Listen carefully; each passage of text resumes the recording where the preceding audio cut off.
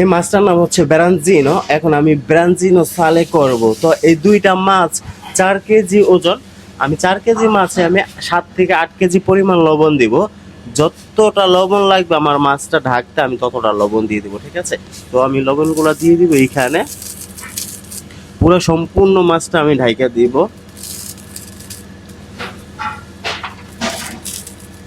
দেখেন আমার মাছ কিন্তু ঢাকা হয়ে গেছে। দেন এবার আমি দিয়ে দিব ফর্নতে। আমার দুইটা মাছ 25 মিনিট লাগবে হইতে, এইটাও দিয়ে দিব। গ্যাস আমার মাছ কিন্তু হয়ে গেছে। এখন আমি সামনে পাঠাই দিব।